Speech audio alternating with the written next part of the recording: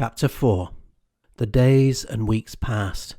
Progress on the mine proceeded according to plan, albeit frustratingly slow at times, mainly due to the onset of winter. The cold weather brought a harshness to the working conditions that many of the mining men found difficult to cope with.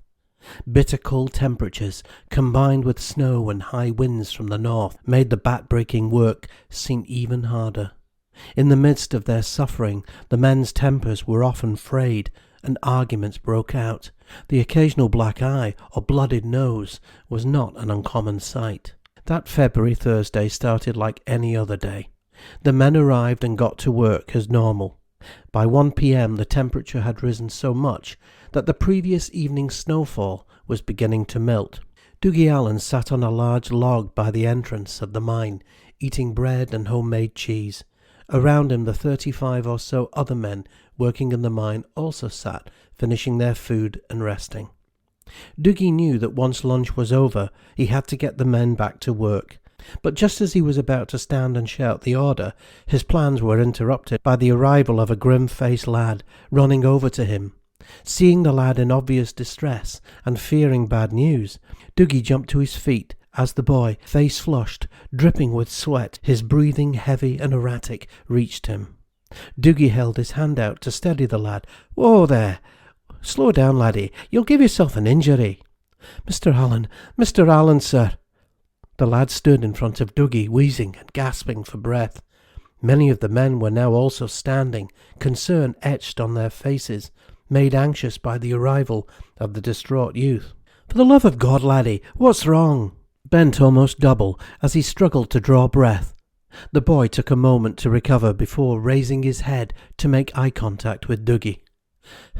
"Mr. Allen, sir, at Woodhill. I saw him myself. I did, sir. Just going into the entrance, sir." "Who was it, laddie? Who did you see?" But even as the question left his mouth, Dougie's heart was sinking, because he already knew the answer. "MacArthur, sir. Mr. Alexander MacArthur." For a moment, time froze. The name that conjured fear and dread hung suspended in the icy air. The men stood equally stunned, waiting for the silence to be broken, something that did not seem to be forthcoming. The lad's head dropped again. He stood trembling, as if a wave of guilt or fear had suddenly descended upon him. Dougie stood looking over the lad, and then in an instant, with the energy of a firecracker exploding, the expression of shock on the big man's face changed to one of fury. Spinning round to face the men, Dougie shouted, "I need 6 men to volunteer." Immediately a number of hands were raised, as well as a number of shouts in support. "Stuart, Fraser, William, come with me. Fraser, you take 2 lads and go in this side of the mine, and make sure he doesn't come out here. The rest of you can get back to work yourselves, but keep your eyes open and call out if you see anything of the man." As the men began to head off to their tasks, Dougie called to Donaldson and the 2 McRae brothers to take up arms. In a moment Stuart appeared, brandishing 3 axes and a large pitchfork. "Here, Mr. Allen, will these do?" "Aye, well done. Let's go." First handing an axe to Dougie and another to Donaldson, Stuart leaned across and passed a large pitchfork to his younger brother.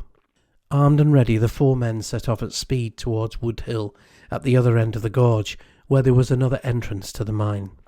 The men hastened through the glen at great pace, leaving a trail of snapped twigs and branches in their wake. Under normal circumstances, the distance between the 2 entrances was relatively short. Remnants of stubborn, hard-packed winter snow remained on the path, sometimes forcing the group to take longer, alternative routes. On one of these detours, Dougie, Stuart and Robert leapt over a ridge and successfully navigated over a protruding rock. Donaldson, however, was not so fortunate. As he leapt, his right foot caught the edge of the rock, and he stumbled forward, dropping the axe and falling heavily. The crack of a breaking bone was unmistakable, and Donaldson screamed out in excruciating pain as it shot up his leg. A feeling of intense nausea washed over him, forcing him first onto his knees and then face down into the snow. On hearing the screams, Dougie and the McRae brothers turned their backs, running back towards their fallen comrade, faces full of concern.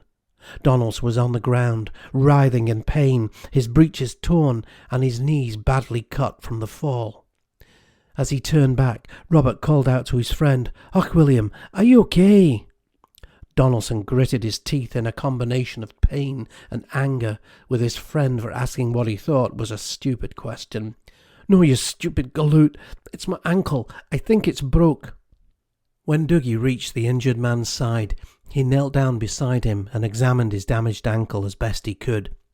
It was clear that the skin was bruised and badly swollen, and the bones seemed to be out of place. It wasn't looking good, and it meant that Donaldson was in no position to continue the pursuit. Dougie realised they faced a real dilemma. Were they to abandon their fallen comrade, a friend in obvious distress, or were they now to abandon the pursuit? Taking account of the bigger picture, however, Dougie realised that there was really only one choice. "I'm sorry, laddie, we'll have to go, but I'll send Robert back to get help." Standing up, Dougie turned to Robert. "Is that all right, lad? Will you go back to Alva and get help for William?" Robert glanced disappointed, first at his older brother, and then back at Dougie. "Aye, Mr. Allen, of course I will." Dougie nodded his approval before focusing his attention on Stuart, giving the elder McRae brother a reassuring slap on the shoulder. "Right, I ken he'll fetch help. That means that we can get our job done, so let's get to it." Both men turned and set off eastwards again towards Wood Hill. A couple of minutes later, the two men arrived at the Wood Hill entrance of the mine. Here it looked like the mine was deserted, but Dougie knew, as a rule, that most of the entire workforce was still working at the Silver Glen shaft, and the lack of men at Wood Hill was normal. There was, however, signs of recent activity at the site, with the remains of a small fire still smouldering, and the gnawed leftovers of a piece of chicken lying on the ground. No doubt, thought Dougie, thrown there by the young watchman as he took fright when he saw MacArthur, or someone he thought was MacArthur. Taking a moment to catch their breath, both men stood at the entrance with hands on knees, breathing heavily. "All right, Mr. Allen, sir. What's the plan?" Dougie gained his composure and stood up. "Torches. Stuart, lad, we'll need a couple of torches." Stuart nodded and turned away towards a pile of wood left by the entrance. The bright sky of the morning had faded, and the light dull and diminished as darkening clouds rolled across the hill foots. As he looked upwards, Dougie could see snow was once again falling on high ground. "Here you go, Mr. Allen." Stuart had returned, grasping 2 bundles of wood and twigs, left over from the embers of the fire, to act as torches. He handed one to Dougie, and they stood motionless for a moment, facing each other, secure in the warmth and safety of the flames, and in the company of each other, looking for assurance as they prepared for what was to come. "Come on, laddie, I'll go in first. Stay behind me, and keep your eyes open." Gripping his axe in the right hand, and the torch in his left, Dougie led the way forward into the darkness. Tongues of flames from the torches licked the cold damp air inside the cavern, as the men made their way over uneven ground. As they moved inside, they could hear nothing other than the sounds of their own breathing and the sound of their own feet as they trudged forward. "Mr. Allen, can I ask you a question?" "Aye, what is it?" "MacArthur, what exactly did he do?" Dougie had not expected the question from the lad, but now that it had been asked, he started to doubt that he really knew the right answer. "Ach, well, the man's a thief, that's all I ken." "What did he steal?" "It doesn't matter, laddie. The point is, the man stole from Erskine and dishonoured us all. I dinna ken about you, but I ken that this is a good job, and it puts food in your belly, and nae one's going to take that away from me." As Dougie's raised voice echoed in the cold darkness, Stuart got the feeling that the search for MacArthur was more personal for his boss than he first imagined. "What'll we do if we catch him?" Aware that the torchlight was starting to fail, and with his frustration rising, Dougie muttered through gritted teeth, "You'd best let me worry about that, laddie." As Dougie dropped his dying torch, the 2 men continued to edge slowly inwards through the diminishing light by touch alone. After shuffling along around 20 meters, the men realized that the passage was slowly becoming smaller and smaller. As a result, they were forced to stoop low in order to avoid hitting their heads. Eventually, it came to a point where it was almost impossible to continue walking upright. "Ugh, where is he?" Dougie muttered under his breath. "What is that, Mr. Allen?" "I'm thinking he must have crawled through to the main shaft. We'll have to go through here to follow him. It's going to get pretty tight for a wee while." Stuart coughed and took a deep breath. Should we go back?" Dougie shook his head in disagreement. "Nay, that would take far too long. We'll be fine, as long as we're careful." Stuart muttered an acknowledgement and followed Dougie's lead by kneeling down on all fours and crawling forward. Sweating and cramped, the men continued crawling, edging painfully forward. The claustrophobic space appeared to be wrapping around them like the coils of a serpent. Even Dougie, with his years of experience, had not been fully prepared for this. "Are you all right, lad?" For a moment there was no response, and then a few meters back, Stuart replied, his voice quivering in the blackness. I think so." Without warning, the crawl space was plunged into total darkness as the remaining torch died. The blackness was now total and absolute, like a sky with no stars for guidance or moon for comfort. Barely able to move, Dougie struggled to look back for any sign of his colleague. Although he couldn't see him, Dougie could still hear faint breathing sounds, which at least provided some reassurance. The voice came through the darkness. What do we do now?" Dougie swallowed hard. "Just keep going, lad. We'll get through this." "Aye, we'll be through it in a moment." Although Dougie was desperately trying to sound upbeat, the situation was proving more challenging than he first anticipated, and he was truly hoping that the crawl space would eventually re-emerge into the main shaft. The lack of torchlight and the overpowering darkness were conspiring to sow the first seeds of doubt in his mind. As he inched his way forward, he could hear the sound of running water somewhere ahead, and although yet unseen, with each meter covered, it could be more clearly heard. Pulling himself forward through the crawl space, Dougie noticed that wooden timbers had replaced sharp stone walls of the shaft. He paused for a moment, calling back towards Stuart, who had fallen behind. "I think we'll be all right, laddie. I can tell we're getting close." From some ways behind, the young man's voice, tense and shaky, called back, "That's good, sir, because I can't take much more of this." For a moment, Stuart's last word seemed to hang in the air like the dying embers of a fire, and then the silence was suddenly shattered with a ferocity that took Dougie's breath away. With a deafening roar, the passage behind suddenly buckled and filled the crawl space with collapsing rock and debris. The muffled screams beyond the wall could only mean one thing, and Dougie assumed the worst. Coughing and spluttering, he used all of his strength to pull himself to safety in sheer desperation. As time passed and the roar of the collapsing rock subsided, he needed to know what had happened to his companion. "Stuart!" Dougie screamed. "Stuart! Stuart, lad! Can you hear me?" There was no response. "Stuart!" Dougie shouted again. "Are you okay?" As an apparent trickle of daylight pierced through the darkness, Dougie strained his neck to look behind. He could see that the passageway was completely blocked. "Mr. Allen!" The voice was faint and weak, but unmistakable, and Dougie thanked God that the young man was alive. "Stuart, lad, can you move?" Dougie spluttered, trying to fight back the heavy dust irritating the back of his throat. "Aye, I can, but the way ahead is blocked. I canna get through to you." "Don't concern yourself with that," Dougie shouted. "Can you get out from behind?" There was a pause, and Stuart took another breath and looked ahead. "Aye, I think the way back is clear. I can make it. I'm sure I can." Dougie swallowed. "All right, lad, that's good to hear. Well, go back and meet up with the others. I'll try and find a way out this way." "Aye, okay, sir. You take care." Dougie didn't respond. In the midst of the tight dust-filled crawl space, his mind and all of his willpower must now be focused on one simple short-term goal. He must reach the source of the light. With all of his might, Dougie pulled himself forward, using all of his strength to work towards the goal. After about 10 meters, he could see the chink of light was now directly ahead. Looking at the light, Dougie felt good, almost as if he could feel the warmth of the sun's rays on his face. Another yard, and the passageway was again beginning to open up, and he realized that he could now move his legs and arms more freely.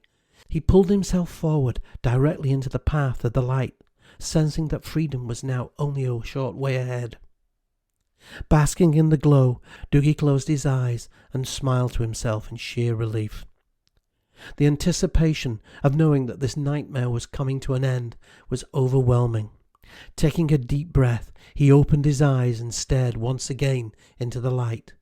As he gazed, he knew that something was out of place. For a moment, Dougie couldn't understand exactly what it was, and then he realized the light source was wrong.